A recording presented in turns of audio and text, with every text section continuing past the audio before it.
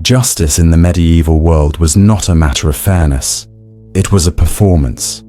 A brutal, public, and sacred performance. The courtroom was not a place of debate. The law was not written to protect. And punishment was not only a consequence, it was a display of power wrapped in divine approval. In this world, guilt could be proven by how quickly your flesh blistered in fire. Truth could be tortured out of silence. Innocence meant nothing if your Lord deemed otherwise, and a man could be executed not for what he did, but for what he refused to confess. This video isn't just about the tools of pain, the racks, the branding irons, the gallows, but about the paradoxes beneath them. How cruelty was seen as virtue, how mercy was delivered with a sword, how the most righteous were sometimes the most feared. These are 25 paradoxes buried in rotting law scrolls and stained execution blocks. Dark, twisted contradictions that ruled the lives of peasants and kings alike. Each one is a wound in the story of justice. So close your eyes now. You're entering a world where punishment meant purity, obedience meant survival, and justice was anything but just. Torture is, by its very nature, a thing of cruelty, an act meant to break the body and crush the will. And yet, in the Middle Ages, it was often seen not as a sin, but as a sacred duty. In the hands of inquisitors, priests, and kings, torture was not merely permitted, it was blessed. It became a divine tool used not just to punish, but to purify. This is the paradox of holy torture. When pain was called mercy, and cruelty was considered the will of God. In the eyes of the Church, pain could lead to salvation. If a heretic confessed under duress, his soul might be spared eternal damnation. If he died without confessing, his soul was lost forever. So better, they argued, to stretch him on the rack, to sear his flesh, to crush his joints, if that agony led him to truth. Torture wasn't evil. It was a gift, a final, violent opportunity to be saved. During the Inquisition, this belief became law. Men of faith devised intricate tools for extracting confessions. The strappado, where the victim was hoisted by the arms and dropped, dislocating shoulders. The pair of anguish, inserted into the mouth or other orifices and twisted open. The Judas cradle, designed to impale slowly with the weight of the victim's own body. These devices were not hidden in dungeons. They were built with care, often by skilled craftsmen who believed they were aiding righteousness. The most chilling part, these punishments were often accompanied by prayers. The inquisitor would read aloud from scripture while his victim screamed. Psalms mingled with agony. Blood spattered across icons. It wasn't punishment. It was a ritual. And for the executioner, it was a form of devotion. The people watched too. Public tortures were events. Citizens gathered to see heretics broken in body, imagining their own sins being burned away with each lash. Children stood beside their parents, learning the lesson early. To question the Church was not just disobedient, it was unholy. And holiness had a price, but it wasn't only heretics who faced holy torture. Witches too were caught in this twisted sacrament. Women, often midwives or herbalists, were accused of communion with the devil. Once arrested, they were tortured until they named others, until they confessed to flying, cursing crops, copulating with demons. The absurdity of the accusations didn't matter. What mattered was repentance, forced, coerced, performed through screams. And when a confession was finally dragged from the broken lips of a woman on the wheel, the Inquisitor would record it not as a statement of desperation, but as truth. Divine justice had worked.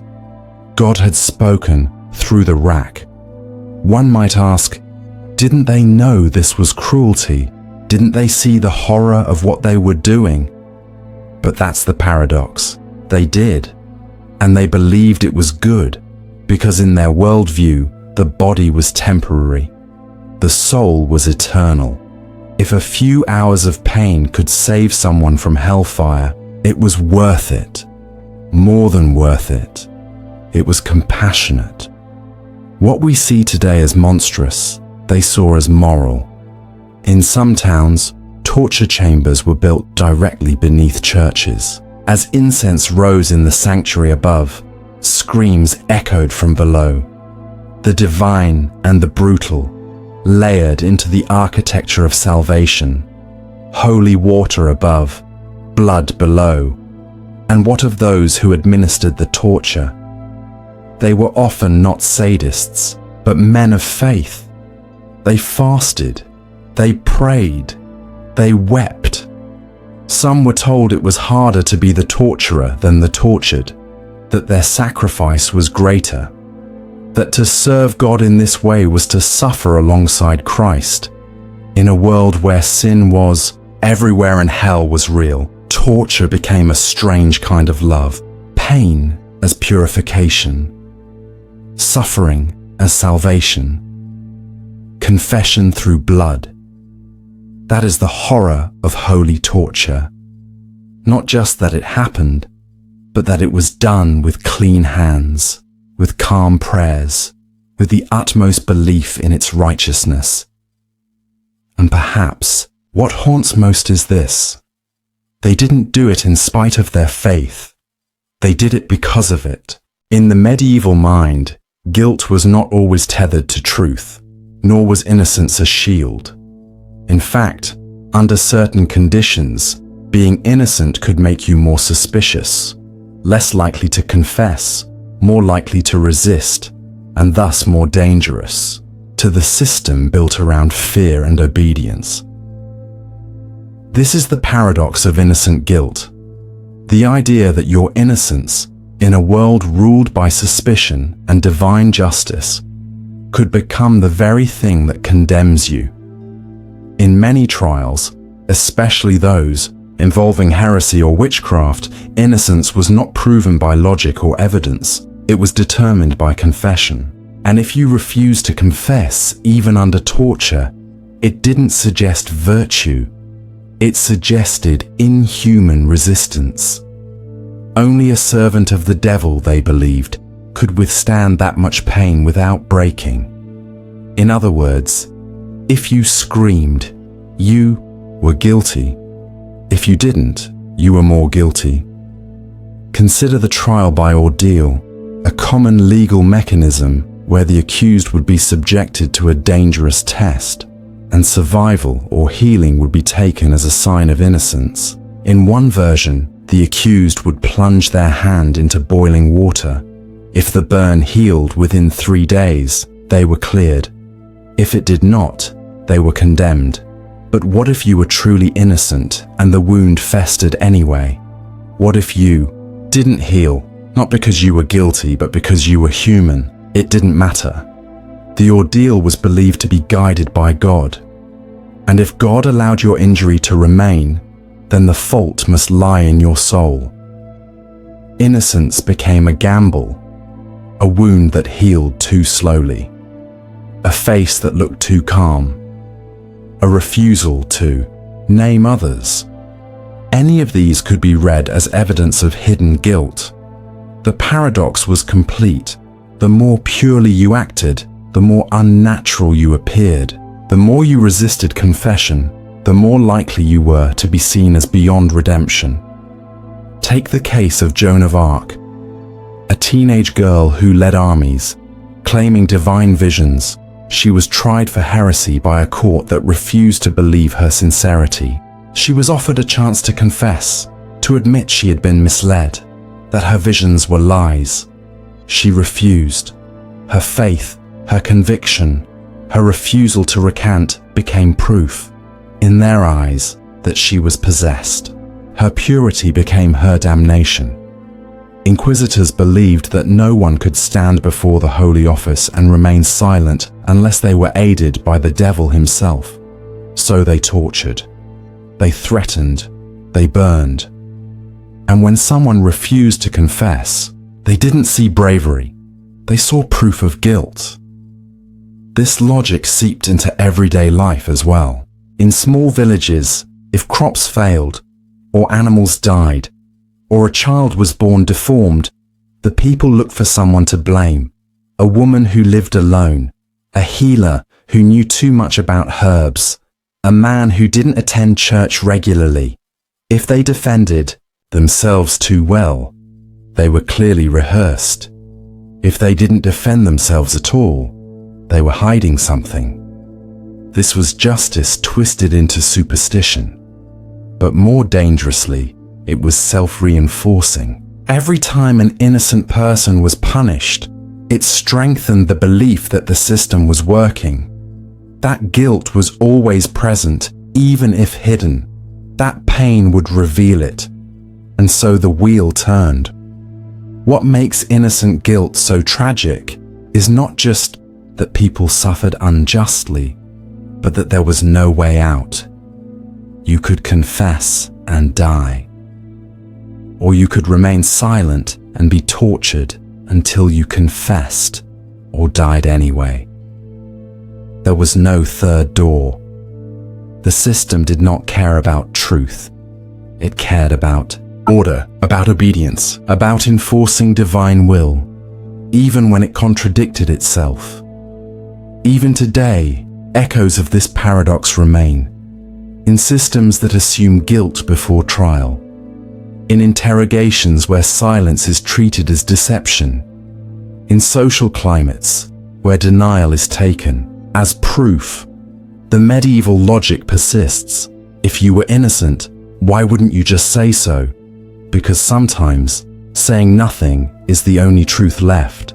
Laws are meant to bring order, to restrain chaos, to ensure fairness and consistency in how power is applied. But in the medieval world, law often served a darker purpose. It was not a barrier to tyranny, it was the tool of tyranny. It didn't prevent abuse, it legalized it. This is the paradox of lawless law, a system of rules so twisted, so selectively enforced, that the very presence of law enabled lawlessness. In medieval Europe, laws were not equally applied. They were hierarchical, mutable, and deeply entwined, with religious doctrine, feudal loyalty, and arbitrary privilege. A nobleman who committed murder might be fined. A peasant who stole bread to feed his starving child could be executed. Justice didn't trickle down. It collapsed onto those with the least power. The king's law, the church's law, and the local lord's law could contradict each other. But that didn't matter. What mattered was who enforced it and whom they wanted to punish. The same act might be forgiven in one village and punished by death in another, depending on the mood of the judge or the needs of the crown. Inquisition courts are a perfect example. There were rules, procedures, and formalities, but the outcomes were almost always predetermined. The accused had little hope. The law existed not to protect them, but to provide a thin veil of legitimacy to their destruction. Torture was regulated, but it was still torture. Trials were conducted, but guilt was assumed. The machinery of law turned smoothly, even as it ground innocence to dust. This was not lawlessness in the absence of rules. It was lawlessness through rules. Even the concept of a fair trial was distorted. Defendants often didn't know the charges against them. Witnesses remained anonymous. Appeals were impossible. The law was a labyrinth without an exit, and to enter it was to accept that the outcome had already been chosen. Your only hope was confession, which would perhaps spare your soul, but not your life. The worst part, this system was seen as righteous because it followed procedure, because it was written in scrolls and upheld by men in robes, because it claimed to serve God. But what is law without justice? What is order without mercy? In many towns, laws were written in Latin, illegible to most of the population. The people were expected to obey rules they couldn't read, dictated by men they never saw, enforced by soldiers who didn't answer to them. And when they broke those rules, they were told it was their fault, their sin, their ignorance. But how can you break a law you never knew existed? How can you defend yourself when the very act of speaking is seen as defiance? Sometimes the law even contradicted itself. A peasant might be required to obey both the church and the Lord until the church and the Lord disagreed. Then obedience became treason. Loyalty became guilt. And no matter what you did, you were in the wrong. This was not accidental. The ambiguity was a feature, not a flaw. It gave those in power the flexibility to punish anyone for any reason at any time. It wasn't that there were no laws. There were too many, and they served not the people, but the structure that kept the people in chains. This paradox didn't disappear with time. Even today, laws can be used to silence dissent, to punish the vulnerable, to legitimize brutality. The words have changed, but the logic remains. If the law allows it, then it must be just. But the truth is simpler. Law is not justice unless it is bound by ethics, unless it protects the powerless as fiercely as it serves the powerful. Medieval justice teaches us this in the most painful way. It shows us that rules without conscience are not barriers to cruelty. They are blueprints for it. In the medieval world, loyalty was everything. Loyalty to your king, to your lord, to your church. It was the currency of survival. To serve without question was a virtue. To sacrifice for your master was noble. And yet, paradoxically, it was often those who were the most loyal who suffered the worst fates. This is the paradox of punished loyalty. The idea that devotion itself could become the very reason for your downfall. Knights swore oaths to serve their lords in battle, pledging to protect them even unto death. But when political winds shifted, a knight's loyalty could be recast as treason. If your lord rebelled against the king, your service to him, once honorable, was now criminal. The same sword that once earned you praise could now earn you execution. In feudal courts, this betrayal often played out with grim irony. A retainer might follow his lord into a disputed war, only to be captured and tried not for what he believed, but for whom he served. No matter how faithfully he fought, no matter how selflessly he obeyed, if his allegiance was to the losing side, he was branded a traitor. One could be hanged for the very loyalty that once fed them. Worse still was the realm of royal politics. Courtiers and advisors who had served faithfully for years could find themselves accused of betrayal the moment their usefulness waned. Kings, ever fearful of conspiracy, would turn on their most trusted allies. It wasn't uncommon for a loyal advisor to be imprisoned or executed for imagined plots based on nothing more than the king's suspicion.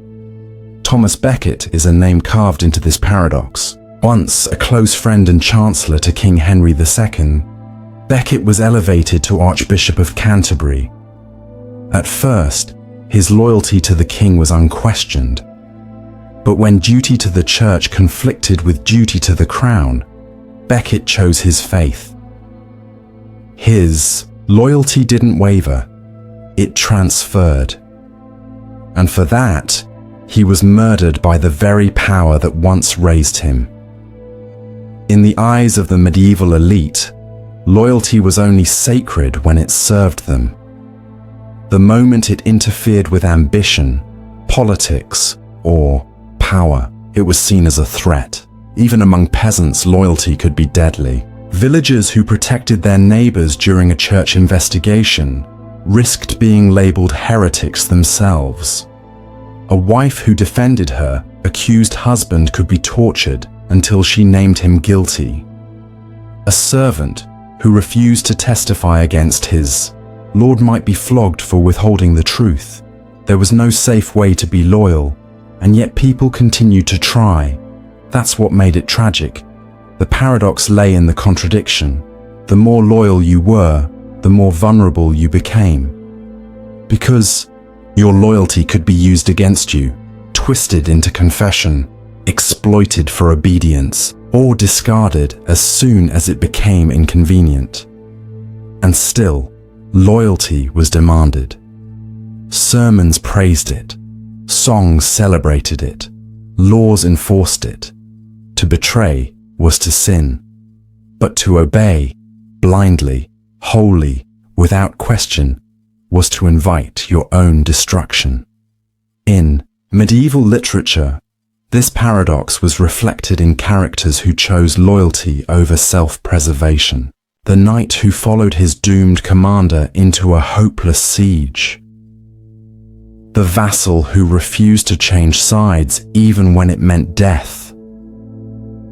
These were stories not just of honor, but of heartbreak. Because they knew that the world they lived in did not reward loyalty, it punished it. Today, echoes of this still linger. Whistleblowers punished for exposing corruption. Workers fired for staying loyal to failing companies. The same question remains: when is loyalty noble, and when is it naive? The lesson of medieval justice is chilling. Loyalty without protection is a dangerous virtue, and sometimes the most devoted hearts are the first to be broken. In the medieval world, truth was not an objective force. It was a verdict. Something to be decided, judged, and most disturbingly, tested. If you claimed to speak the truth, it wasn't enough to simply say it. You had to prove it, sometimes by bleeding for it. This is the paradox of trialed truth. When the truth was not protected by justice, but placed on trial like a criminal. Imagine standing before a court, accused of heresy. You are telling the truth, you know it. But truth is not what they're looking for. What matters is not your honesty, but your conformity, your willingness to say what they want to hear. The more you resist, the more suspicious you seem. The very act of defending the truth becomes evidence of guilt. Medieval courts often relied on ordeals to test truth. The trial by water was one of the most infamous. A person would be tied and thrown into a river. If they floated, it meant the water had rejected them, proof they were lying. If they sank, they were innocent, but possibly dead. The body became the battlefield of belief, and truth drowned alongside the accused. Other trials involved fire, holding a red-hot iron bar, walking barefoot across burning coals. The idea was simple and terrifying. God would intervene to protect the truthful. If your burns healed quickly, you were innocent. If not, you were condemned. But God's silence in the face of agony was often taken as approval of guilt. The irony? Even truth, if scorched and blistered, could be discarded. And Yet these rituals were accepted, encouraged, celebrated. Not because they were fair, but because they created certainty. In a world filled with fear and suspicion, people wanted truth to be simple, physical, obvious. But truth, real truth, is rarely that convenient.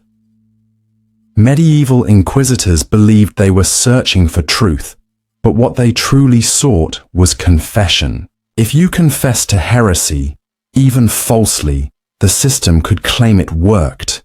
If you didn't confess, they tortured you until you did. Either way, they found what they were looking for. And so, truth became a performance, a trial, a thing to be, extracted under pressure, not discovered through understanding. Even language was turned against itself. The word of a noble could outweigh the word of a peasant, regardless of content. Truth depended not on what was said, but who said it. A lord's lie could stand. A commoner's truth could fall. Hierarchy bent the very structure of honesty.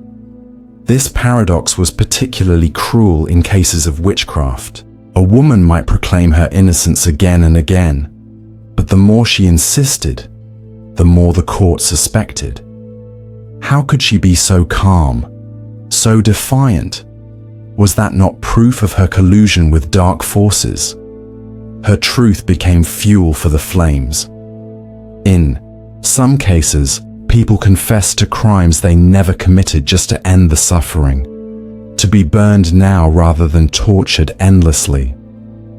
Their final breath filled with falsehoods, spoken only to silence the agony. In such a world, truth was not merely trialed, it was broken.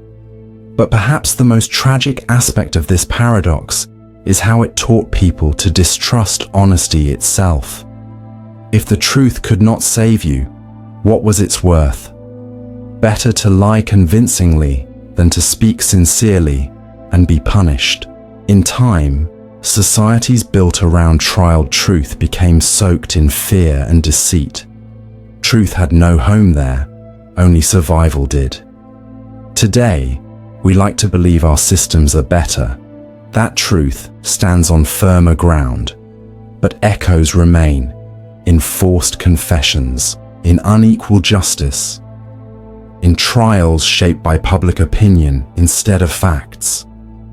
The ghost of trialed truth still walks the corridors of power, whispering that honesty is not enough. Because once upon a time, in a world of fire and faith, the truth stood on trial, and no one, not even God, came to its defense. It sounds like a contradiction. Merciful execution. A phrase so self-negating, it verges on absurdity. How can the act of killing someone be seen as kind? How can ending a life be interpreted as an act of compassion? And yet, throughout medieval justice, there were countless cases where execution was not only justified, but declared merciful. This is the paradox of merciful execution, when death is framed as a gift to the condemned, a favor cloaked in finality. In medieval courts, the method of execution said more about the perceived value of the person than their crime. Nobles were often granted beheading, a swift, relatively painless end, while peasants, thieves, and accused witches faced hanging, burning, or even flaying. But within this hierarchy, something stranger emerged. The belief that certain deaths were acts of grace. Take, for instance, the common case of a heretic who recanted before their execution. In the eyes of the Church, this repentance meant the soul could be saved, even if the body still had to be destroyed. So the execution proceeded, but with prayers, with blessings, sometimes even with last rites delivered in trembling tones. The act of killing became salvific, a doorway to heaven forced open by a sword. To us, this sounds grotesque, But to them, it was mercy. The heretic had a chance to cleanse their sin in flame. A chance to leave the world not as an enemy of God, but as a redeemed soul. Execution, then, was not punishment alone. It was a divine intervention. Even among kings and nobles, this paradox surfaced. A monarch might order the execution of a former ally, then insist it be done with dignity. Private chamber, sharp blade, no public humiliation. This was considered merciful.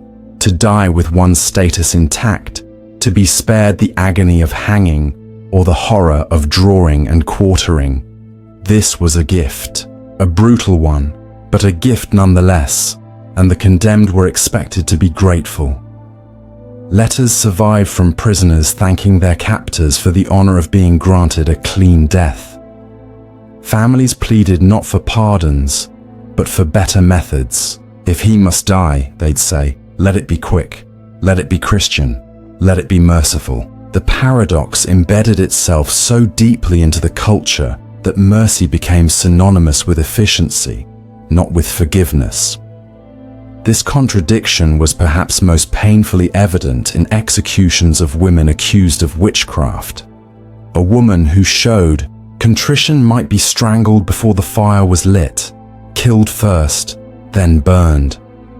This was mercy, to be spared the feeling of flame, even though your body would still blacken in the town square. But mercy, in this context, always came with a price. It was conditional. You had to repent. You had to admit. You had to agree to your own destruction. Only then could your execution be made humane. Refuse to confess, and the mercy vanished. You burned alive. This conditional kindness is at the heart of the paradox. It reveals that mercy was never about the condemned. It was about those who watched, those who ruled, those who needed to feel justified in what they were doing. A merciful execution made the act easier to bear for the executioner, for the priest, for the audience. After all, if the condemned had been granted a good death, then perhaps the system wasn't so cruel. Perhaps justice had a heart, but the truth lingers beneath. No amount of prayer, no softness of blade, no final sip of wine can make an unjust execution merciful. Death is death. And when it is administered not by fate, but by law, when it is given the seal of moral righteousness, it becomes a far more terrifying thing. Because now, the cruelty wears a smile. Merciful execution is not just about the moment of death. It's about how a society convinces itself that killing can be an act of love, that ending a life can be healing, that violence, when done with a bowed head and a heavy heart, is somehow sacred. And perhaps that's the darkest lie of all. Cruelty is easy to condemn when it's raw, obvious, and rogue. A tyrant acting on impulse, a soldier lashing out in rage, a mob out of control. These are the villains we recognize. But what happens when cruelty is slow, calculated, and legal? What happens when the system itself not only permits suffering, but encourages it? This is the paradox of sanctioned cruelty, when brutality becomes not an aberration, but a function of justice. In medieval Europe, many punishments were not designed to correct behavior. They were designed to humiliate, terrify, and dominate. Stocks in the town square weren't just for restraint, they were public exhibitions. The crowd was invited to jeer, spit, and throw filth at the offender. A punishment that began as physical restraint became a social spectacle, and the more humiliating the punishment, the more righteous it appeared. Public whippings were another form of sanctioned cruelty. The whip was not applied in a dark alley but on church steps, in market squares, in full view of the community. A man stripped to the waist, flesh opened by lashes, became a lesson to others. Children watched. Elders nodded. Pain became pedagogy. 4. Women. The punishments were often tailored to gendered shame. Accused scolds, women said to be too loud, argumentative, or unwomanly, were forced to wear the branks, a metal cage for the head with a tongue clamp inside. It silenced the mouth, bruised the face, and made the victim an object of laughter. Her crime? Speaking too much. All of this was done under the authority of law, church, and community. It was not cruelty in the shadows. It was endorsed, expected, and worst of all, ritualized.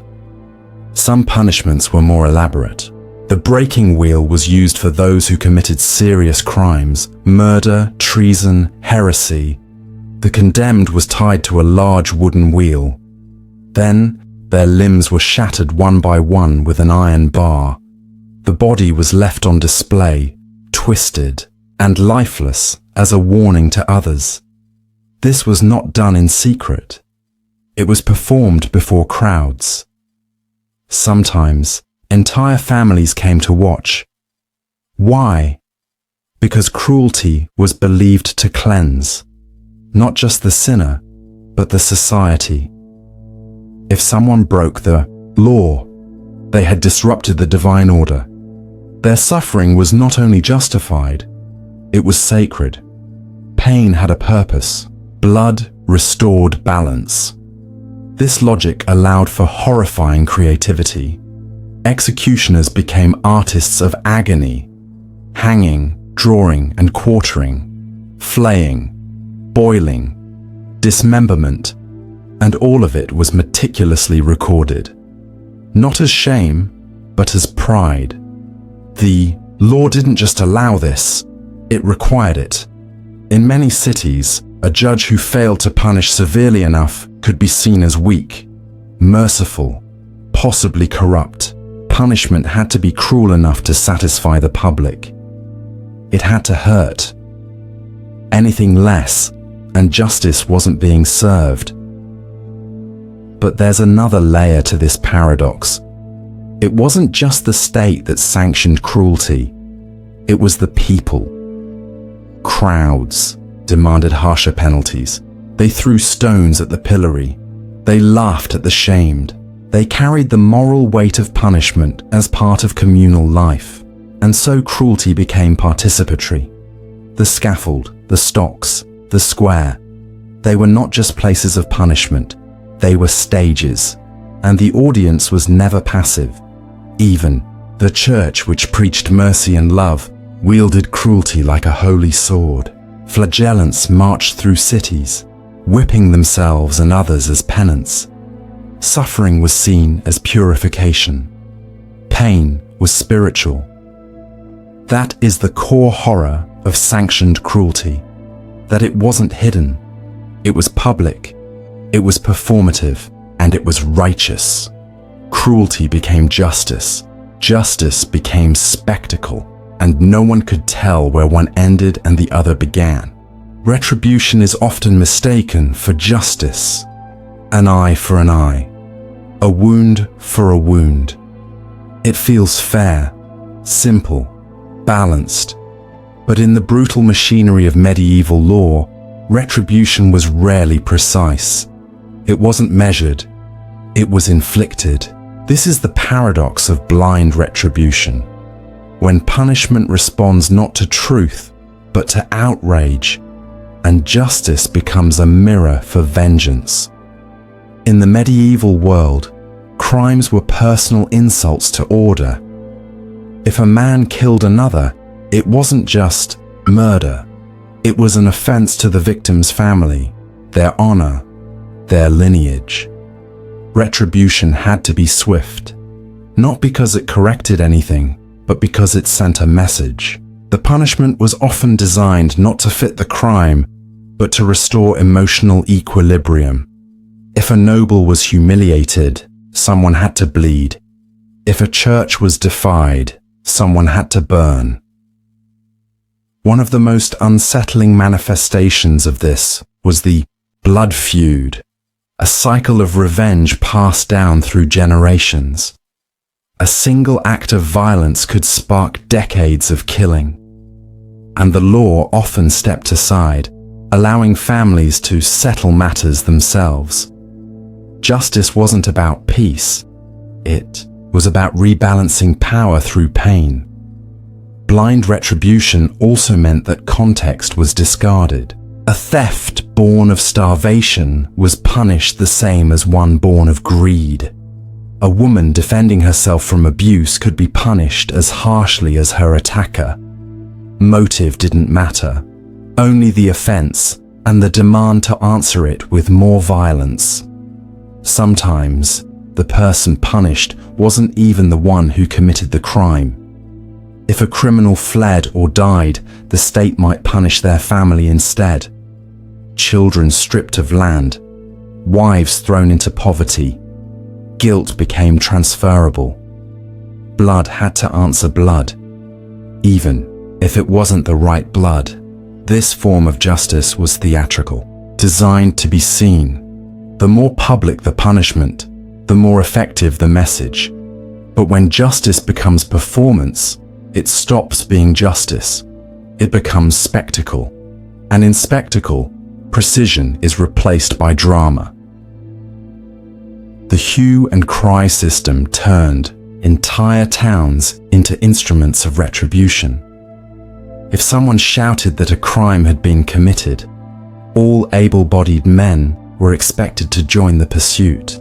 No trial, no investigation, just chase and capture. The wrong person might be beaten or killed in the confusion, but the system considered that acceptable. The point was to respond, to punish someone, and the church too played its part. Religious authorities preached that earthly punishment mirrored divine wrath. If a heretic burned, it was because God willed it. If a thief lost a hand, it was an act of moral correction. But who decided God's will? Who measured that wrath? In truth, it was men. Angry, fearful, vengeful men, projecting their rage through rituals of righteousness. Retribution also crept into laws surrounding dishonor. In some regions, if a noblewoman was insulted, the offender could have their tongue torn out. Not because it prevented future offense, but because it symbolically reversed the act. You spoke against her, then your mouth must suffer. But what happens when society begins to believe that any pain inflicted in response to a crime is fair? You lose proportion. A pickpocket might lose his fingers. A trespasser might lose his eyes. Justice becomes indistinguishable from cruelty. This blindness spreads. It infects not only the law but the people. Communities begin to demand harsher punishments, not for justice but for satisfaction. They cheer the hangman. They hiss at the condemned. The punishment becomes a form of release, not resolution. That is the heart of blind retribution. It is not about correction. It is not about fairness. It is about vengeance wearing the mask of law. And when justice is blind, not with impartiality, but with fury, then even the innocent must learn to bleed. Blood has always carried meaning. It is life, lineage, sacrifice. But in the medieval imagination, blood was more than bodily fluid. It was a currency of holiness and guilt. It could bless or condemn. It could purify, or it could stain the soul forever. This is the paradox of sacred blood, when the same substance used to sanctify is also used to destroy, and when spilling it becomes both a holy act and an unforgivable sin. In medieval Europe, the blood of Christ was the most sacred symbol imaginable. It was invoked in sermons, painted in cathedrals, and symbolically consumed in the ritual of communion. The idea that God himself had bled for humanity cast blood as a divine substance. To bleed was to suffer, and to suffer was to be closer to heaven. This reverence shaped punishment. Criminals were sometimes made to bleed publicly as a form of atonement. Whippings and brandings weren't only penalties, they were staged forms of penitence. A thief who bled on church steps was seen, paradoxically, as someone being redeemed. The act of bleeding itself was viewed as a confession, and yet, not all blood was treated equally. The nobility had blue blood, metaphorically speaking. Their lives were seen as more valuable than those of peasants. To spill noble blood was a grave offense. Execution methods for nobles were made clean, beheading rather than hanging, sword rather than rope, because noble blood had to be spilled with dignity. Meanwhile, peasant blood was expendable. When a farmer was lashed until his back split open, his cries were not seen as tragic. They were instructional. His blood was not sacred. It was justice. This distinction extended to religion as well. During the Crusades, spilling the blood of infidels was glorified. It was called righteous, holy war. The church declared it an act of salvation. Killing became sanctified if done in the name of God. The battlefield was painted as an altar, and back home during inquisitions and witch trials, accused heretics were made to bleed for their supposed sins. The more they screamed, the more the executioners believed they were doing God's work. This is the horror of sacred blood, that the act of spilling it could be seen as both murder and mercy. But this paradox goes deeper. For those who administered justice, avoiding blood was sometimes more feared than causing it. A woman accused of witchcraft might be drowned rather than burned, not out of mercy, but because blood must not be shed during certain religious festivals. They would wait to kill her until the calendar permitted her blood to be spilled. Blood became ritualistic, tied to the moon, the church bells, the harvest. There were even beliefs that certain kinds of blood could heal. Executioners were sometimes asked to collect the blood of the condemned, believed to cure epilepsy or madness. The freshly killed were no longer just bodies, they were relics. The contradiction becomes unbearable. How could the same fluid that stained guilt also purify it? How could the blood of a criminal be disgusting on the ground, but sacred in a vial? Because in a society that worships pain and authority, blood becomes language. It speaks for the voiceless. It replaces testimony. It proves guilt and signals redemption. It becomes a divine punctuation to the sentence of suffering. And when you teach people that justice requires blood, they stop asking whether the punishment fits the crime. They begin to measure righteousness in liters. The church claimed to abhor violence, yet built cathedrals on the bones of martyrs.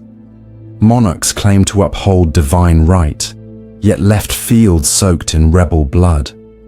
Priests anointed the dying with oils but blessed swords before battle. Sacred and savage, braided together. That is the essence of sacred blood. Not that blood was simply spilled, but that it was needed. Vengeance is supposed to be a flaw of the heart, a personal, emotional response to wrong.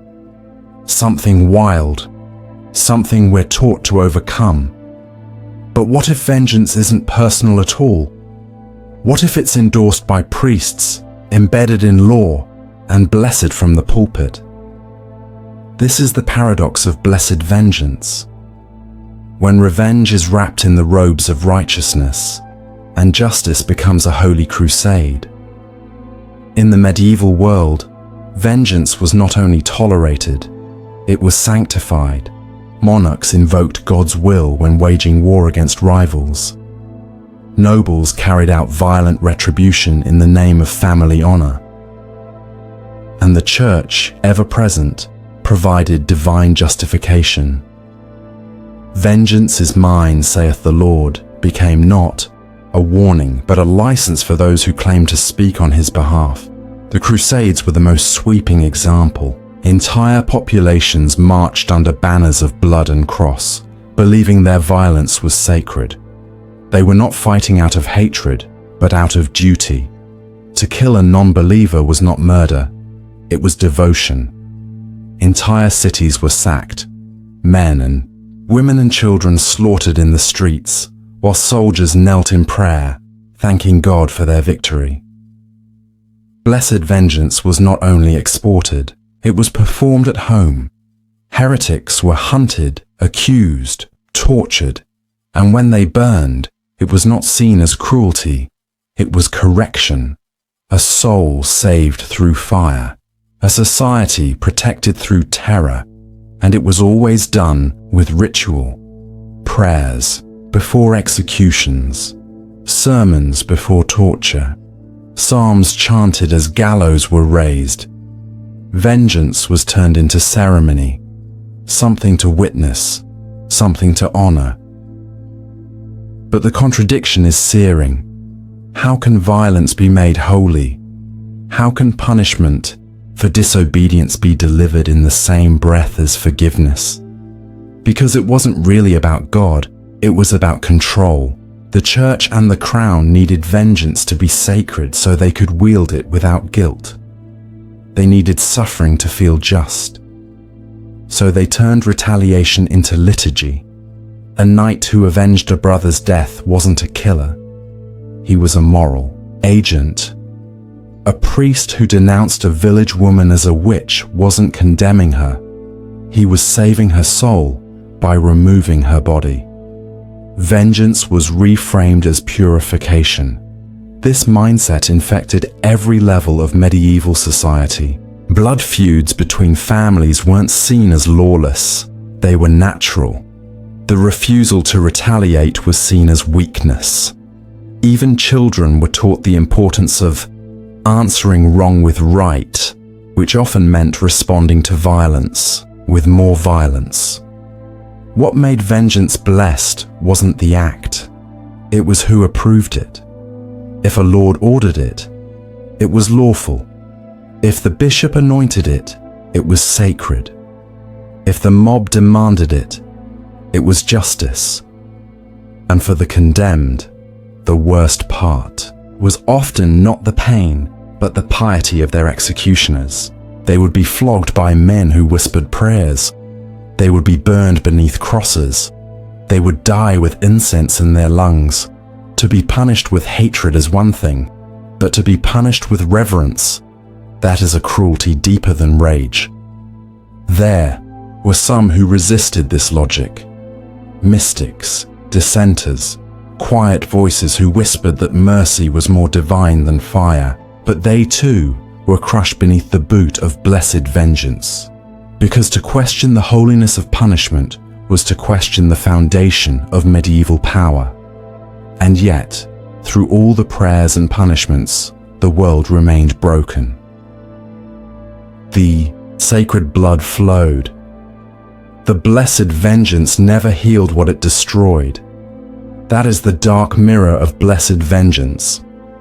When justice loses its heart and wears the robes of God, mercy becomes treason, and cruelty becomes divine.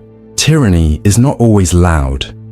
It doesn't always wear a crown of iron or shout orders from balconies. Sometimes it kneels before altars. Sometimes it quotes scripture.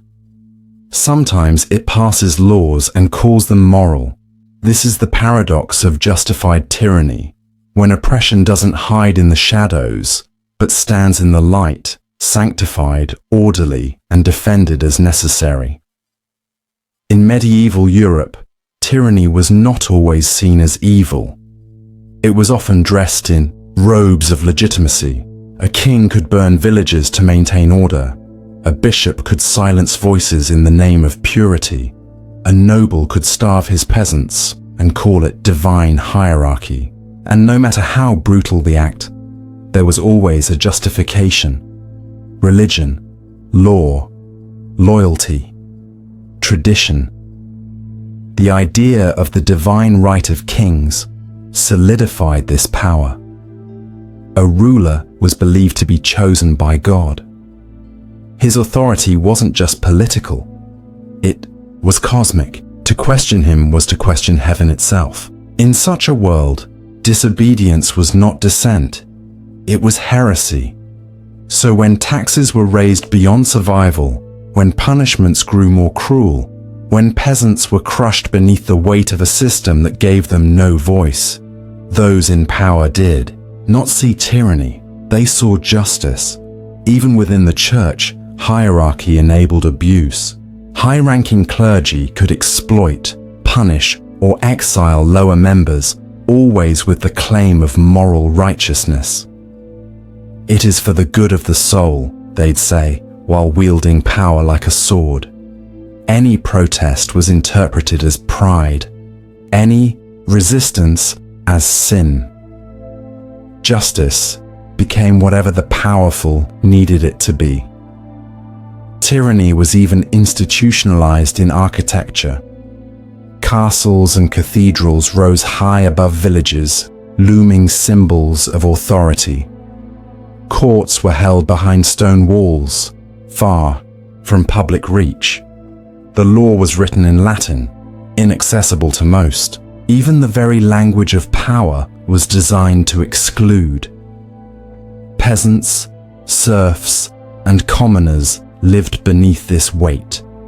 Many died without ever once seeing justice work in their favor, yet they were told it was right, that suffering now would lead to salvation later, that obedience, no matter how painful, was a sign of virtue.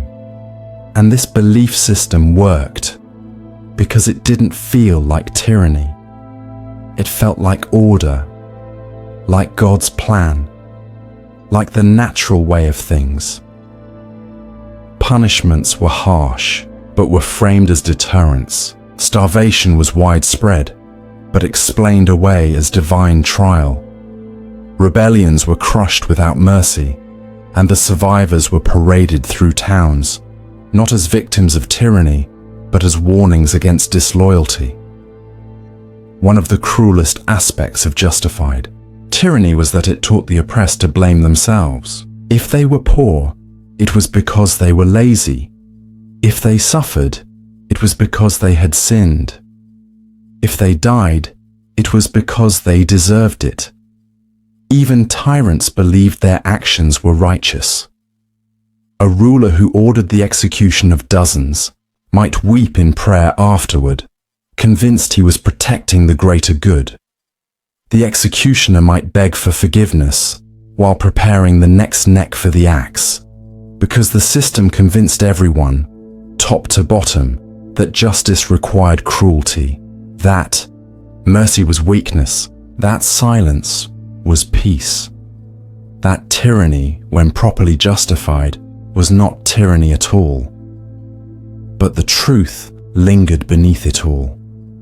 The silence of the dungeons, the hunger of the fields, the cries in the night, and every now and then, someone would see it for what it was, a priest who lost faith, a rebel who spoke out, a scribe who told the truth.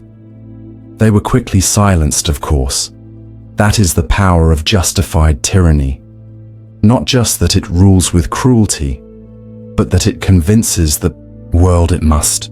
Pain in medieval society was not just something to be feared, it was something to be honored, especially when it came cloaked in armor, wrapped in heraldry, or spilled on a battlefield in service to a throne. This is the paradox of noble pain, when suffering becomes a badge of status, a measure of worth, and a spectacle of pride, so long as it serves the powerful. In a peasant's world, pain was humiliating. It was punishment, starvation, sickness, often endured alone, often ignored. But for nobles, pain could be different. Pain was romanticized, ceremonial, even sacred. A knight bleeding on the battlefield was celebrated. A noblewoman dying in childbirth was mourned with poetry. Their suffering was considered meaningful, elevated, noble. The chivalric code, the knight's supposed honor system, encouraged this glorification. A knight was expected to fight not just bravely, but beautifully, to endure wounds without complaint, to fall with dignity, to die if necessary, with poetry on his lips and God in his thoughts. His pain wasn't just collateral, it was proof of virtue, and the songs, the tapestries, the legends, they all told the same story. Noble suffering was not only heroic, it was holy. Martyrdom wasn't reserved for saints. Dying for one's liege or land was equally hallowed. But behind these legends were real bodies. Broken jaws, crushed ribs, infected wounds that festered beneath armor. And these knights, despite their noble pain, often died in agony, delirious from fever, forgotten by bards, buried in unmarked graves. Still, the myth persisted. Noble women, too, were assigned a script of suffering. Their pain came in the form of arranged marriages, endless childbirth, social confinement, and quiet silences that stretched across cold stone halls. A noble woman's endurance was seen as grace. Her death in labor was a noble sacrifice. Her emotional anguish, a dignified silence. She was allowed to suffer so long as she did it quietly and beautifully. The paradox grew deeper when noble pain became public. During ceremonial punishments, such as the rare execution of a disgraced noble, every effort was made to preserve their dignity. Beheadings with swords, not axes. Private scaffolds instead of public hanging trees. Their final moments were choreographed to emphasize honor, not shame. Even in duels, pain became a kind of currency. Wounds were worn with pride. Scars became conversation pieces. And the more one endured without faltering, the more noble he was believed to be. But here lies the contradiction. The same pain that ennobled the privileged crushed the poor. A knight's arrow wound was poetry. A peasant's arrow wound was negligence. A noble woman's suffering was sanctified. A servant's was forgotten. And this false elevation of pain allowed cruelty to flourish. When pain is noble, it becomes acceptable, expected, even desired. Monarchs could send thousands to die in wars of ego, cloaking their decisions in the language of honor. The agony was painted as glory. The church played a role too. It praised martyrdom, preached the beauty of suffering, and promised salvation through endurance. But while noble pain was romanticized, the poor were taught to suffer in silence, without songs, without sainthood, without witness. And many nobles began to believe their own myth. They saw themselves as chosen, as divinely appointed to bear pain more beautifully than the masses. This gave them justification to demand sacrifice from others. After all, they had suffered too. But behind the banners and stained glass, the truth remained. Pain is pain. Flesh tears the same, whether royal or ragged, and no title, no hymn, no poem can make agony noble. That is the paradox of noble pain. When suffering wears velvet and steel, the world bows before it, forgetting That pain, no matter how adorned, still bleeds red. Fire destroys. It devours. It blackens and silences and smothers until nothing recognizable remains. But in the medieval world, fire was also imagined as a kind of purity, a force that could cleanse a soul, correct a sinner, and return the world to divine balance. This is the paradox of cleansing fire. When destruction is framed as salvation and agony is sold as absolution. The most infamous application of this paradox was the burning of heretics. To the medieval church, heresy was more dangerous than murder. A heretic didn't just break rules, they challenged the cosmic order. And so, they had to be eliminated completely. Not merely punished, but purified. Their bodies turned to smoke, their voices erased, their ashes scattered to ensure no burial, no martyrdom, no legacy. Fire was chosen not just for its severity, but for its symbolism. Water baptizes the living. Fire baptizes the condemned. It was believed that flames could scour the soul of its sin even as they consumed the flesh. In other words, death by fire wasn't only a punishment, it was a final confession, a forced redemption, a theological necessity. Executioners and clergy would often pray as the flames rose. The condemned, chained to stakes, were sometimes gagged so that their screams wouldn't pollute the ritual. Those watching were told to avert their eyes in reverence, not pity, because this wasn't seen as murder, it was justice. But how can purification be indistinguishable from annihilation? This question echoed in the minds of some, though few dared speak it aloud. Because to question the fire was to question the institution behind it. The fire had been blessed. The fire was law. The fire was God's answer to rebellion. Beyond heresy, fire was used to punish supposed witches, rebellious peasants, and even political enemies dressed in spiritual accusations. Once someone was declared impure, the fire was seen as the only path forward. No matter how unjust the accusation, once the flames were lit, they rewrote history. In some twisted logic, mercy was claimed in how the fire was administered. If a person was strangled before being burned, it was considered a kindness. If the fire was built with dry wood for a quicker death, the executioners believed they were being humane. But death by fire was rarely clean. The heat warped bone, skin split, eyes boiled, and yet all of it was wrapped in ceremony.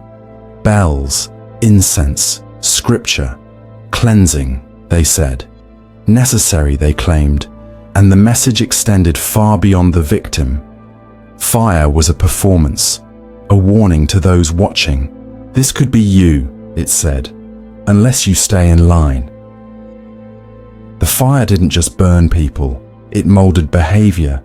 It was fear disguised as faith. Villages held public burnings in town squares. Children were brought to watch. Merchants sold. Refreshments nearby. It was spectacle, tragedy, layered with festivity. The church ensured the ritual remained holy, but the crowd came for the horror. And still, fire symbolized more than punishment. It was used to destroy corrupt books, to raise tainted homes, to cleanse cities believed to harbor plague or blasphemy. Everywhere fire touched, it was said to purify, even if it also burned the innocent. That is the haunting duality of cleansing fire. It teaches that salvation can come through suffering, that agony can be sacred, that to be burned is to be made clean. But fire does not discern truth from lie. It does not spare the honest. It does not offer forgiveness. only ash. And yet, for centuries, fire was used not only to destroy life, but to convince others that the destruction was holy. Order is supposed to protect. That's its promise. To guard against chaos, to keep peace, to create stability. But what if that order is built on a foundation of blood? What if the rules themselves demand suffering, not as an accident, but as a necessity? This is the paradox of sacrificial order. When peace requires pain, and structure demands that someone always be crushed beneath it. In the medieval world, everything had a place: God above, king below him, nobles beneath the king, clergy beside them, and at the bottom, peasants, beggars, heretics, the poor, the foreign. This hierarchy wasn't just political, it was sacred. It was believed to mirror the divine order of heaven, and to keep it intact, sacrifices were required. A thief might be executed not because his crime was great, but because public punishment preserved social fear. A widow might be burned as a witch, not because of any evidence, but because the town needed a scapegoat to explain a poor harvest or sudden illness. The ritual mattered more than the truth, and the more fragile the order became, the more fiercely it demanded sacrifices. During famines, the law cracked down harder. During plagues, the church excommunicated more readily. In times of rebellion, entire villages might be massacred to restore peace, always under the justification that the order was sacred, and anything that threatened it, anyone, had to be removed. Sacrifice wasn't limited to bodies. People sacrificed their dignity, their voice, their families, to survive within the system. A peasant might kneel to a corrupt lord to keep his land. A servant might remain silent about abuse to preserve their position. These quiet, invisible offerings were just as foundational to the system as the public executions. The church taught obedience as the highest virtue. Questioning authority, even gently, was seen as prideful rebellion. Even suffering was preached as a gift. Bear your burden, they said, as Christ bore his. Pain became moral. Submission became holy. And those who suffered were told it was God's will, part of a grand design they could not understand. But the truth was often simpler. Power needed someone to blame, someone to bleed. Order needed friction. And the easiest way to keep the wheels turning was to grind the same people beneath them again and again. There was an illusion of fairness, trials, clerical oversight, confessions. But these too were rituals designed not to uncover truth, but to validate the sacrifice. Consider the ordeal by water, a supposed divine test. A woman accused of witchcraft would be thrown into a river. If she floated, she was guilty. If she sank, she was innocent, but often drowned. Either way, the ritual preserved the illusion of justice, and the system went on. Even among the rulers, sacrifice was demanded.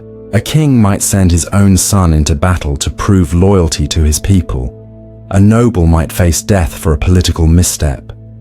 But these sacrifices were rare and always framed with honor. Unlike the masses, their pain was remembered. This is what makes sacrificial order so dangerous. It feels necessary. It looks stable. It operates under the banner of peace. And most importantly, it convinces its victims that they are part of something greater, that their suffering has meaning. But true order shouldn't require a steady stream of bodies. True peace doesn't need fire and gallows to keep it upright. The medieval world never questioned this. Sacrifices were just part of life, the smell of burning flesh, the cries from the square, the empty places at the table. These were accepted as the price of stability, and that is the tragedy. Not only that people suffered, but that they were taught to believe the suffering made everything right. That is sacrificial order. When peace demands pain, and the structure survives only through those it buries beneath its stone, justice is supposed to be blind, fair, impartial. But what happens when justice wears a crown, when it bows to power instead of truth? This is the paradox of crowned justice, when the law doesn't serve the people, but the throne, when justice becomes a tool, not a principle. In medieval Europe, justice was inseparable from authority. Kings and queens claimed to rule by divine right, chosen not by people, but by God. That meant their decisions, their decrees, their punishments were not to be questioned. To defy the king's justice was to defy heaven itself. And so, the courtroom became a stage, a place where outcomes were determined before the trial began. The accused might be poor, powerless, or simply unlucky, but if the crown had an interest in their fate, justice would serve the crown first. Lords and nobles were rarely tried in the same way as commoners. Their sins were excused, explained, or quietly erased. A peasant who stole bread could be hanged. A noble who stole land could be promoted. Justice depended not on truth, but on who you were and who you served. Even when trials were held, they were often for show. The king's word could override any verdict. Royal pardons were common for friends and allies, while enemies were executed without trial at all. Sometimes, justice wore velvet robes, but more often it wore armor. Laws themselves were crafted to preserve power. Forest laws made it illegal for commoners to hunt on royal land. Tax laws squeezed the poor while exempting the elite. And when uprisings occurred, when people demanded fairness, the response was swift and brutal, always under the name of law and order. There was justice for the throne, and there was justice for everyone else. The church, too, played its role. Bishops were often political allies of kings, and their courts served not only faith, but strategy. Religious justice, excommunications, inquisitions, public penance could be aimed at silencing dissent just as easily as rooting out sin. And through it all, the myth of righteousness was carefully maintained. Kings were depicted as wise, their laws as holy, their punishments as deserved. Justice was crowned and therefore unquestionable. But people saw the cracks. They whispered about false verdicts. They told stories of innocents condemned. They knew that money and titles could buy innocence, that the scales were never truly balanced. Some tried to resist. Reformers, dissenters, rebels. But their cries for true justice were drowned by the roar of the gallows, the hiss of the brand, the cold decree of a royal seal. Even today, history remembers many of these rulers as just. They passed laws, built courts, founded systems. But what those histories often forget is who those systems served. Because crowned justice is not justice at all. It is a throne wrapped in law, a sword dipped in ink, a crown that says, "I am the law," even as it silences the truth. And the worst part, people were taught to believe in it, to see royal decrees as divine order, to cheer for verdicts that weren't theirs, to call it fairness when the rich were excused, and cruelty when the poor resisted. That is crowned justice, not blind, but obedient, not fair, but loyal. A justice that serves power and punishes anyone who dares question the throne. Morality is supposed to guide us, to help us choose right from wrong, kindness over cruelty, truth over lies. But what if that same morality is used to imprison rather than liberate? What if it becomes a weapon in the hands of the powerful? This is the paradox of moral chains, when virtue becomes control and righteousness is used to keep people silent, suffering, and submissive. In the medieval world, morality wasn't just personal, it was political. It wasn't a matter of individual conscience, but of obedience to authority, to the church, to the king, to the natural order as they defined it. To be moral wasn't necessarily to be good. It was to follow the rules without question. These rules, of course, were designed from the top down. Clergy and rulers decided what was moral, and conveniently, their definition of virtue always aligned with their interests. Humility, they said, was godly, especially in peasants. Poverty was noble, especially when it didn't question wealth. Chastity was sacred, especially for women. Obedience was divine, especially for the powerless, and any deviation was sin. Not just legally wrong, but spiritually wrong. People didn't just fear punishment, they feared damnation. Morality was enforced not with swords alone, but with sermons. Not just gallows, but guilt. A woman who spoke too freely might be labeled immodest. A man who refused military service might be called a coward and a heretic. A hungry thief wasn't seen as desperate, but immoral. The church made sure of it. Priests preached weekly on the virtues of suffering, on the holiness of enduring your station, on the dangers of questioning God's plan, which just so happened to be indistinguishable from the social order. This created a society where many people policed themselves. They didn't need chains.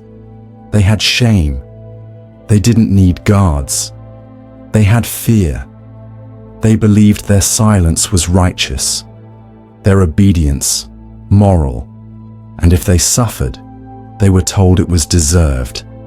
A test, a blessing in disguise. Your pain is the Lord's refinement, they heard. Your sacrifice will earn you paradise. But this morality was selective. Nobles could commit violence, hoard wealth, break vows, and still be considered moral if they built a church or funded a monastery. The poor, by contrast, were expected to be saints. Their every slip was magnified. Their virtue was not measured by action, but by how well they endured power. This is where the chains grow tight. A widow who refused to remarry might be seen as unruly. A peasant who refused to tithe might be excommunicated. A woman who sought knowledge could be branded as dangerous. People were not encouraged to think, but to conform. Not to live well, but to die obedient. And worst of all, this system convinced them it was for their own good. That's the genius of moral chains. It doesn't imprison the body, it imprisons the soul.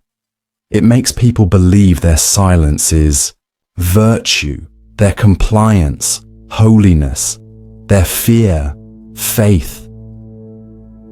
Even rebellion had to be cloaked in piety.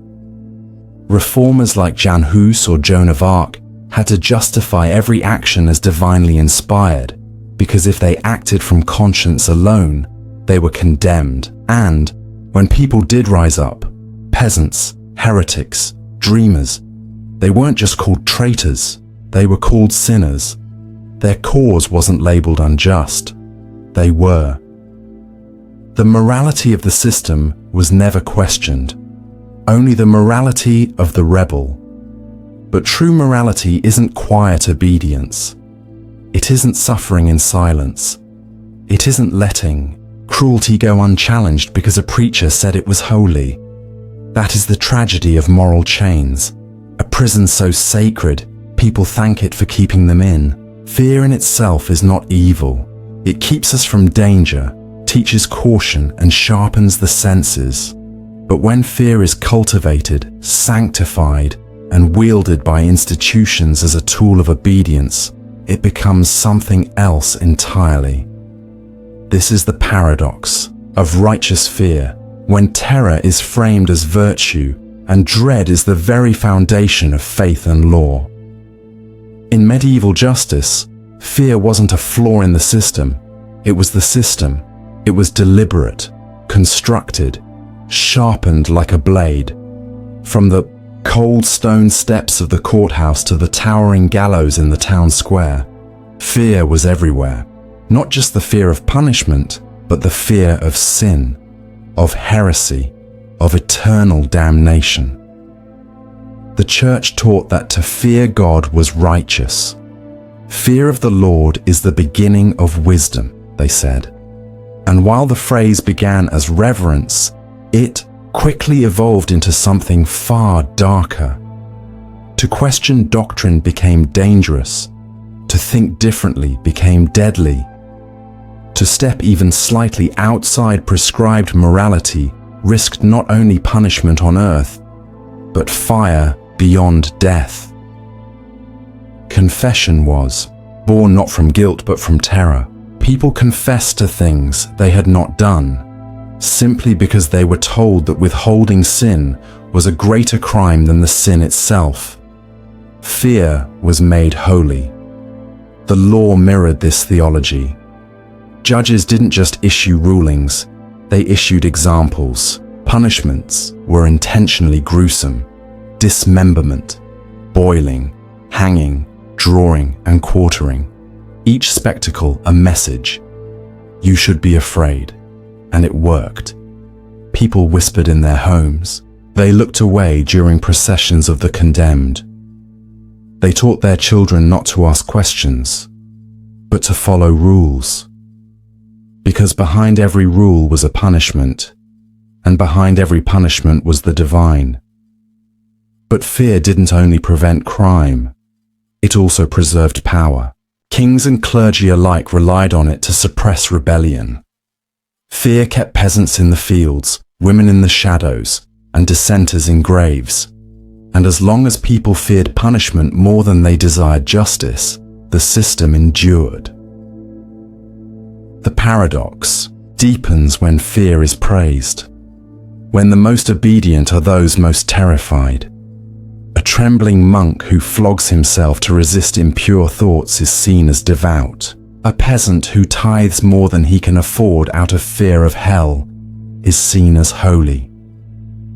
Fear becomes indistinguishable from faith. Even art reflected this. Hell was vividly imagined in paintings and stained glass. Demons clawing at sinners, flames, licking the heels of the damned. But heaven, often vague, ethereal, barely described. The system focused more on what awaited disobedience than what rewarded virtue. And so, a righteous person in medieval Europe wasn't necessarily kind or just or wise. They were fearful. And that fear was mistaken for goodness. But what kind of morality is built on fear? What kind of justice requires people to tremble before it? If a man does no wrong only because he fears the consequences, is he truly good or simply caged? The medieval mind may not have had the luxury to ask these questions. To survive, you had to internalize the fear. Carry it in your bones. You feared your Lord, your priest, your God, and that fear guided your every step. But beneath the surface, some resisted. They may not have risen in revolt, but they thought. They dreamed. They wondered if justice could exist without cruelty, if faith could be real without dread. Because true righteousness does not require terror, and true wisdom does not bloom from fear. It blooms from compassion, courage, and conscience. That is the paradox of righteous fear, a justice that demands trembling obedience, a faith that thrives on threat, a world where the most frightened are the most praised. Some whips leave bruises, others leave beliefs. In the medieval world, violence wasn't always seen as cruelty. It was often interpreted as mercy, correction, sacred duty. This is the paradox of divine whip.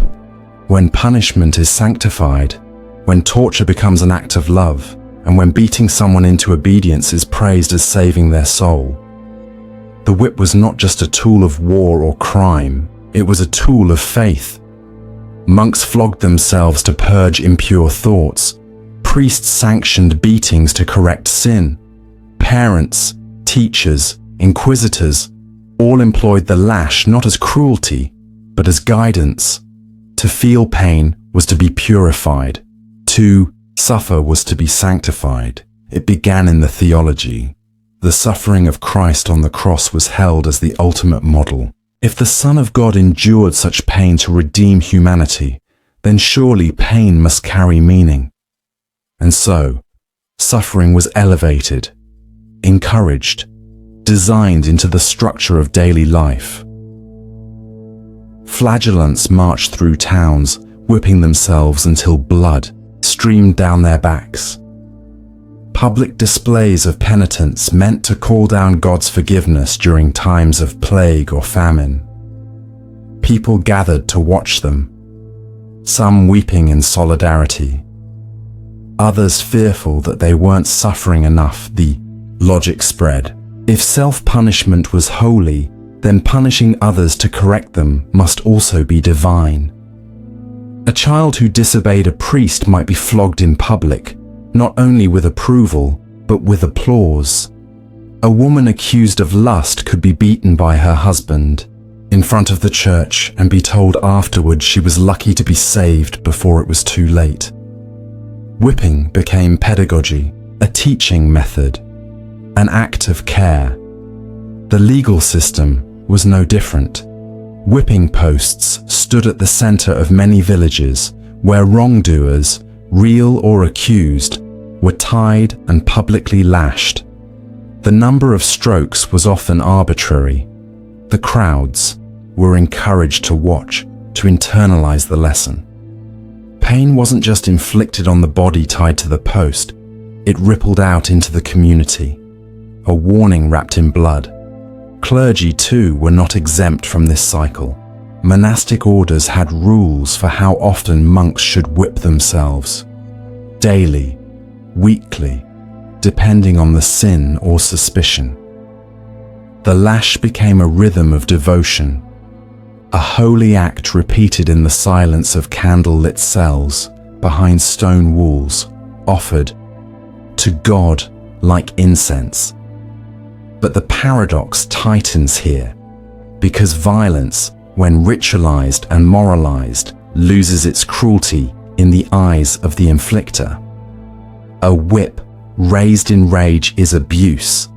A whip raised in the name of God is worship. And once that transformation happens, the victim's cries are no longer seen as pain, but as progress, as purification. The divine whip reshaped people's minds. Those who suffered often came to believe they deserved it, that it was for their good, that it would cleanse them. And so, they didn't resist. They repented. They wept in gratitude. Some even asked for more. This was no accident. It was indoctrination, a system that taught pain was holy, that those who beat you loved you. That submission wasn't just obedience, it was salvation. And because the whip was divine, it was never questioned. Only the beaten were. Why did you make me do this? What sin brought this upon you? Be grateful this is not worse. In this way, the divine whip was not only physical, it was psychological. It trained the spirit to see torment as truth, to confuse control with compassion, to accept violence as virtue. And for centuries, it worked. Because the deeper the wound, the more the victim believed they had been touched by something sacred. That is divine whip. Not just pain disguised as love, but love redefined as pain. Freedom is a word that stirs the heart. Liberty, choice, self-direction. But in the medieval world, it was often nothing more than a mirage. A privilege offered in one breath, shackled in the next. This is the paradox of chained freedom, when liberation is promised, but only within a cage, and when the illusion of choice conceals the reality of control. At first glance, medieval society did have structures that resembled freedom. Towns could earn charters. Guilds could set their own rules. Some peasants were declared free, able to work their land without direct lordly oversight. Serfs could buy their way out of bondage, and the church proclaimed that in the eyes of God, all souls were equal. But none of it was real freedom. Not truly. Every gain was weighted with condition. Every liberty came with a leash. A free peasant still owed taxes to the lord whose land he worked. A freed serf might still need to serve in the militia or pay impossible rents. A town charter could be revoked at a monarch's whim. Guilds, while autonomous in theory, enforce strict hierarchies. Masters, journeymen, apprentices, often preventing social mobility rather than enabling it. And spiritual freedom, that too was chained. The church promised salvation, but only if you followed its rules exactly. Disobey, and your soul was damned. Salvation was held like a key above your head, always out of reach unless you knelt low enough. You were told to love God freely, but only in the exact way the church commanded. Even those born into privilege were not entirely free. Nobles were bound by duties of loyalty, marriage alliances, military service. A baron might have land and servants, but if he defied the king, he could lose everything. Queens and princesses were traded like pawns in diplomatic marriages. Their gilded cages were vast, but still cages. Everywhere, freedom came with strings, invisible contracts, unspoken threats, and yet people believed they were free. Why? Because the system was clever. It offered just enough movement to make you feel as if you had chosen your place. You could choose your trade, so long as it fit the guild. You could choose your faith, so long as it matched orthodoxy. You could choose your lord, if you had money to buy land. Choice without real power is not freedom. It is theatre. It is choreography beneath a ceiling too low to stand upright. Sometimes, the illusion was used to quell rebellion. Why complain, they'd say, when you can choose your work? Why protest, they'd whisper, when your soul is your own? But even those choices were defined by boundaries no one dared to cross. Worse still, those who questioned the illusion were called ungrateful. If you hate this land, leave it. If you don't like your life, it's because you failed God. If you're not free, it's your own doing. In time, even those who knew the truth stopped resisting. They wore their chains like jewelry, dignified their constraints with names like duty, honor, devotion. But a cage, no matter how golden, remains a cage. That is chained freedom. The belief that you are free while your hands are tied and your soul dances to someone else's tune. Confession is meant to set us free. It's a ritual of release. Speak the truth, bare the soul, and walk away lighter. But in the medieval world, confession was never just about truth. It was control disguised as cleansing. This is the paradox of confessed silence, when speaking becomes submission, and the act of unburdening oneself is turned into another form of bondage. Confession in medieval Europe was not optional, it was demanded. At least once a year, every Christian was expected to enter a dark booth or kneel before a priest and reveal the sins of their body, mind, and heart. Every impure thought, every moment of doubt, every act, no matter how small, became subject to scrutiny. And people complied, not because they wanted to, but because they feared what would happen if they didn't. The church had made it clear, to withhold confession was to die in sin, and to die in sin was to be damned forever. So the people confessed. But what they gave away wasn't just information, it was power.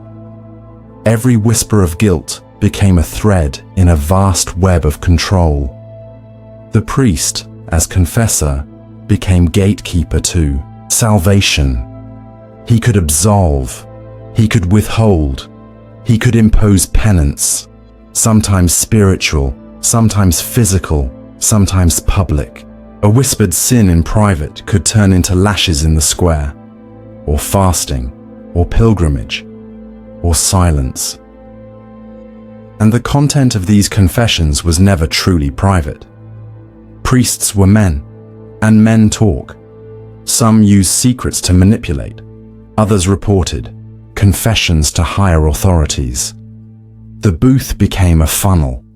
Your deepest truths channeled not into God's mercy, but into the church's grasp.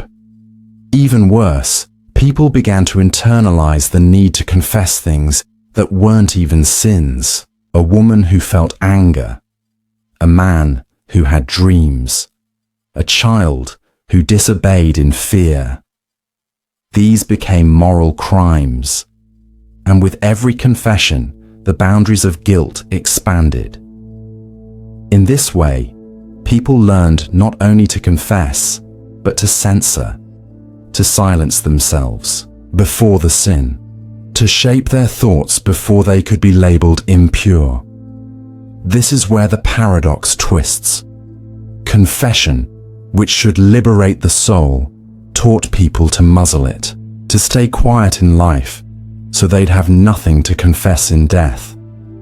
The more they spoke in the booth, the less they said in the world. They avoided questions. They avoided ideas. They avoided anything that might awaken something worth confessing. In that silence, the church found peace. Not the peace of truth, but the peace of submission. And for many, this became second nature. They believed that withholding thoughts was righteous. That silence was safer than honesty. They didn't just fear punishment, they feared imperfection. They became their own inquisitors. Even those who tried to resist found themselves trapped. Speak too much and you were a heretic. Speak too little and you were hiding sin. The line between devout and damned became impossible to trace, so people learned to perform, to confess just enough, to admit to minor sins to prove humility, while concealing the deeper questions of the heart. But in doing so, they lost their voice. And in gaining absolution, they surrendered autonomy. That is confessed silence. Not the freedom of truth, but the quiet of submission. Not the cleansing of the soul, but the erasure of the self. Mercy is supposed to be the highest virtue, the act of offering compassion where punishment is deserved, of seeing humanity where others see only guilt. But what happens when mercy itself becomes dangerous? When showing kindness marks you as weak, disloyal, or even heretical? This is the paradox of condemned mercy, when the act of forgiveness is treated like a crime. In the brutal machinery of medieval justice, punishment was public, theatrical, and expected. Mercy disrupted that performance. It challenged the order. If one person was spared, others would ask why. If a sinner was forgiven, others might believe they could sin without consequence. And so, mercy became threatening, not just to the law, but to the power that enforced it. A lord who showed clemency toward a rebellious peasant might be seen as soft. A judge who hesitated at a death sentence might be accused of undermining the king. A priest who absolved a particularly heinous sin without harsh penance might be questioned by his superiors.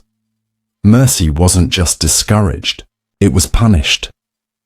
In many parts of medieval Europe, showing leniency could carry severe consequences. A soldier who refused to carry out a brutal order might be flogged or executed.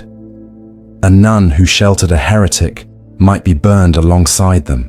Mercy became guilt by association. The paradox cuts deeper when we remember that the church, the moral compass of the time, was supposed to be built on forgiveness.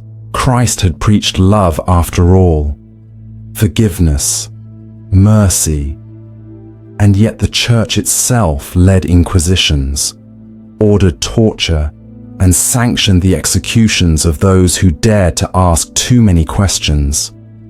Even saints struggled to balance mercy with survival. Stories abound of holy men and women who offered refuge to the persecuted, only to be imprisoned or killed for doing so. Their compassion was celebrated after their deaths, but condemned while they lived. Because mercy doesn't just heal, it threatens. It challenges the logic of authority. It dares to say, there is another way. And in a system that thrives on fear, that is intolerable. Sometimes mercy was manipulated. A king might pardon a noble not out of compassion, but out of strategy, to gain loyalty, to maintain appearances. But these acts weren't true mercy, they were politics, calculated, controlled, empty of empathy. True mercy, the kind that came from conscience, was different. It was unpredictable. It came from below, from within, and that made it dangerous, because to show mercy in a world that feeds on punishment is to resist, to say, this pain must end, even when everyone demands it continue. Those who practiced mercy lived with the risk of being misunderstood. Their actions were seen not as noble, but naive. Their empathy mistaken for rebellion. Their forgiveness seen as betrayal of the law, of tradition, of order, and yet they did it anyway. A midwife who saved the child of a condemned woman. A monk who fed a thief hiding in the woods. A healer who treated the wounds of an enemy soldier. Small mercies, quiet rebellions, risking everything to say, I see you as human, but the world often didn't see them the same way. Instead, it turned mercy into confession. You helped the wrong person. You spared someone who deserved pain. You were soft. Now look what you've done. That is condemned mercy. When the heart dares to forgive, and the world punishes it for daring. Oaths are meant to bind us to honor, to promise something greater than ourselves, loyalty, duty, truth. But in the world of medieval justice, an oath could just as easily chain you to cruelty as it could to virtue.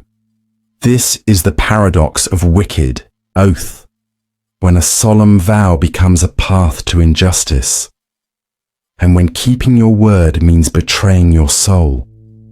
In a society ruled by loyalty and fear, oaths were sacred. Knights swore allegiance to their lords.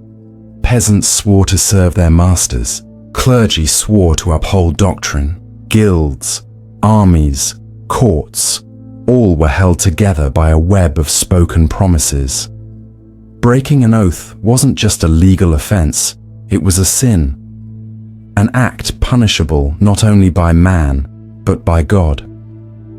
And so people kept their oaths, even when they shouldn't. Have a knight, sworn to obey his lord, might be ordered to raise a village, and he would do it because he'd sworn to. A torturer, bound by duty to the Inquisition, might hear a woman's screams and continue anyway, because his role demanded it. An executioner, eyes hollow, might lift the axe again and again, not because he believed in the sentence, but because he had given his word. This is the cruelty of the wicked oath, not that people choose evil, but that they are too afraid to break a promise to escape it. The most terrible deeds of the era were not always driven by hatred. They were driven by duty, justification, oaths kept by people who feared dishonor more than wrongdoing. Some believed that keeping an oath, no matter what, was the highest form of integrity, that a man was nothing without his word. But what is honor when it's used to uphold horror? What is loyalty when it demands silence in the face of cruelty? The paradox deepens when you realize that oaths often replace morality. A man doesn't ask, "Is this right?" He asks, "Is this my duty?" A woman doesn't question injustice if she's vowed to obey. The oath absolves the conscience. This was by design. Those in power wanted their subjects to be bound by vows, because vows are easier to enforce than ideals. A promise once made can be weaponized. You made an oath, therefore you must obey, no matter the cost, no matter the contradiction. And breaking an oath was seen as the greater evil, even if doing so would save a life. There were stories, many of them true, of monks who died rather than break their vows, of guards who followed orders to kill innocent people because they feared the spiritual stain of disobedience, of soldiers who attacked their own kin because they had sworn to follow their commander. It wasn't about justice, it was about order, control, obedience framed as virtue, but some questioned it. Quietly, in the corners of monasteries and markets, they whispered, "Can a good man keep a bad oath? Is a promise still holy when it leads to harm?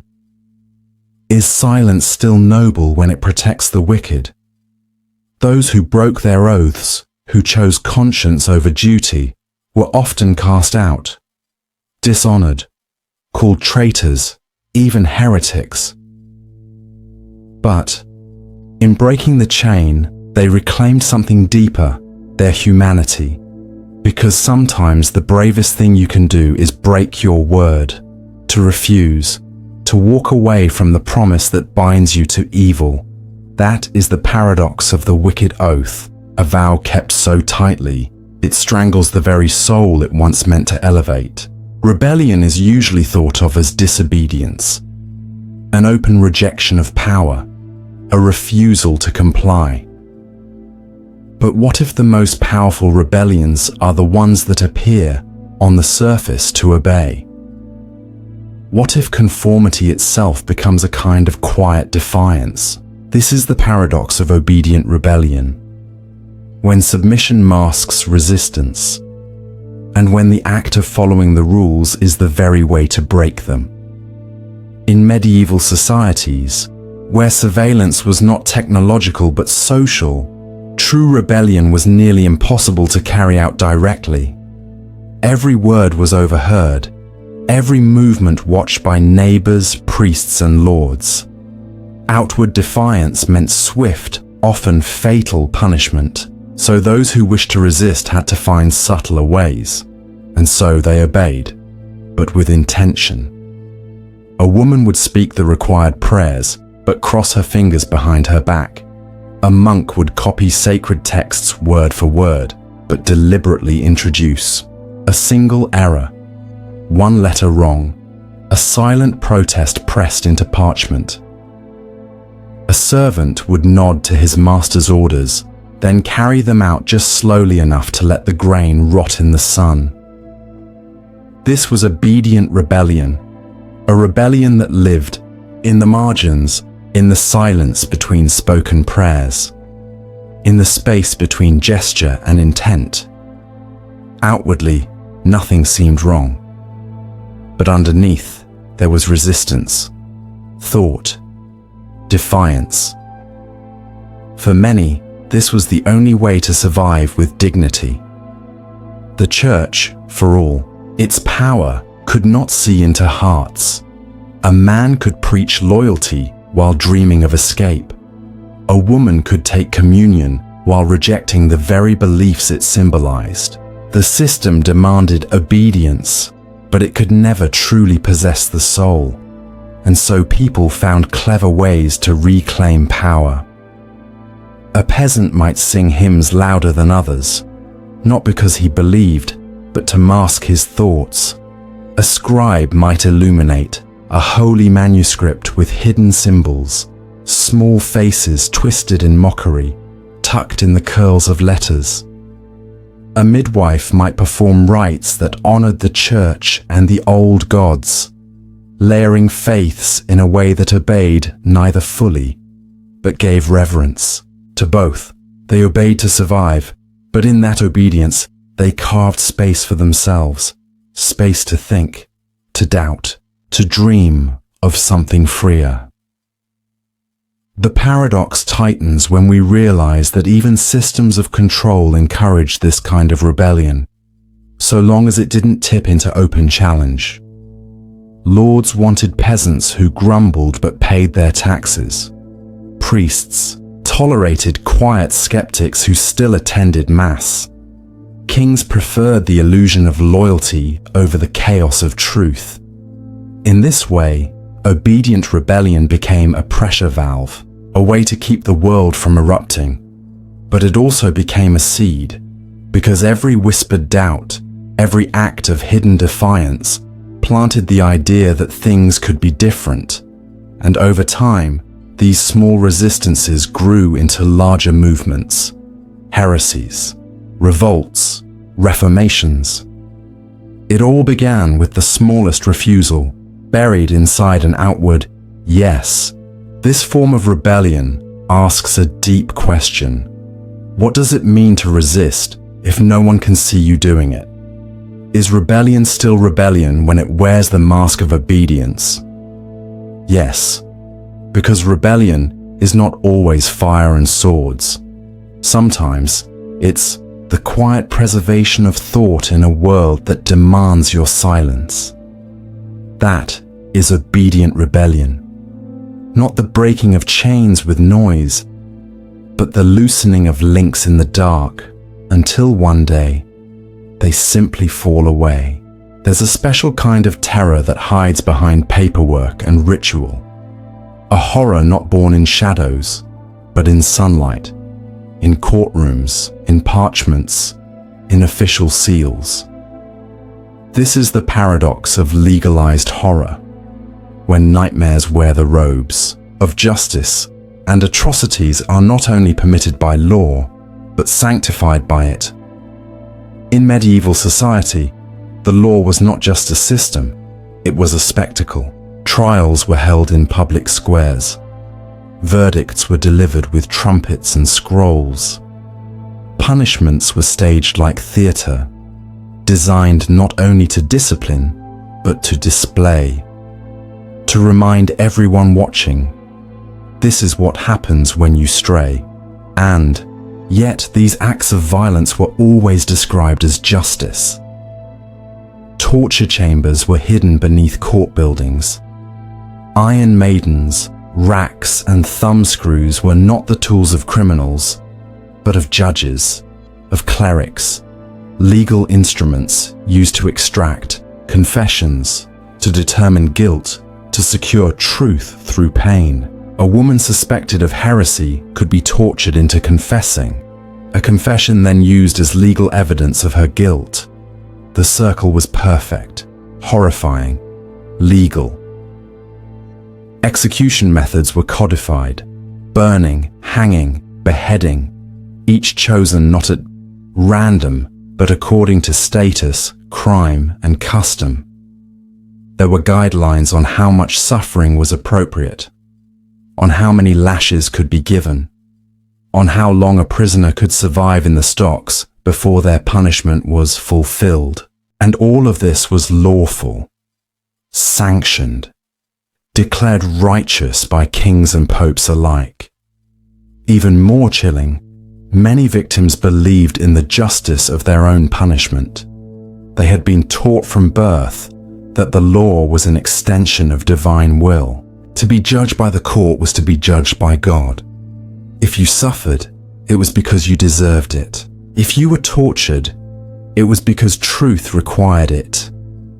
In this way, horror did not feel like horror. It felt like order. People learned to cheer for executions, to thank the church for purging evil, to trust the hand that held the whip, because it wore a legal glove. But not all were fooled. There were whispers in the back rooms of monasteries, in the homes of scholars, in the journals of broken men who once wore robes of office. They asked, can law be just when it demands cruelty? Can horror be righteous when it is written in ink? Some tried to resist. They spoke out against excessive punishment, against forced confessions. Some were ignored. Others were imprisoned, or worse, subjected to the very horrors they condemned, because to question the law was to question the order of the world, and in a world built on obedience, that was the greatest sin. So the horror remained, refined, justified, catalogued. A man could be flayed alive, and it would be called necessary. A child could be hanged, and it would be labeled just. A village could be razed, and it would be declared lawful. That is legalized horror. When morality is replaced with procedure, and evil is done with a clear conscience, because the rules say it must be so. Hell is supposed to be the place where sinners go, where the wicked are punished, where justice finally catches those who escaped it in life. But in the medieval world, hell wasn't merely something to be feared, it was something to be used. This is the paradox of sanctified hell, when eternal torment is blessed, when damnation becomes a tool of power, and when salvation is withheld to preserve control. In sermons and paintings, hell was everywhere. It wasn't just a theological idea, it was a sensory onslaught. Carvings above church doors showed demons dragging souls by their hair. Manuscripts illustrated boiling pits, flayed flesh, endless fire. Children learned the torments of the damned before they could even read. But these visions weren't meant only to warn the wicked. They were meant to govern the innocent. The church had discovered that fear of the afterlife was a more powerful leash than any law. Eternal punishment couldn't be escaped, couldn't be bribed, couldn't be outrun, and best of all, only the church could offer protection from it. So they made hell holy. They sanctified it, not by diminishing its terror, but by justifying it. God loves you, they said, and that's why hell must exist. To preserve divine justice, to scare you into goodness, to save your soul, and the people believed it. They had to, because if you doubted hell, you doubted God. If you questioned eternal fire, you questioned divine mercy. And that was heresy, a fast track to the very flames you were afraid of. So hell became law, and fear became doctrine. The church began selling indulgences, Promises of reduced time in purgatory, the waiting room before heaven. Give enough coin and your sins might be shortened. Pray enough prayers and a loved one's torment might ease. The gates of hell had toll booths, and those who couldn't pay learned to live in quiet dread. This wasn't just theology, it was psychological warfare. People began to confess sins they didn't commit, just in case. They punished themselves before God could do worse. They wept, not because they felt guilt, but because they feared what would come if they didn't. And this fear trickled into justice. Judges would sentence men with phrases like, "Let your soul burn as your body burns." Executioners would hang heretics, not just to kill them, but to send them to hell. The state borrowed hell's imagery, and the church lent it freely. Hell wasn't beneath the earth, it was in the courtroom, in the sermon, in the child's bedtime prayer, and in doing so, hell lost its meaning. It no longer represented moral judgment. It became a threat to ensure obedience, a cage to keep people kneeling.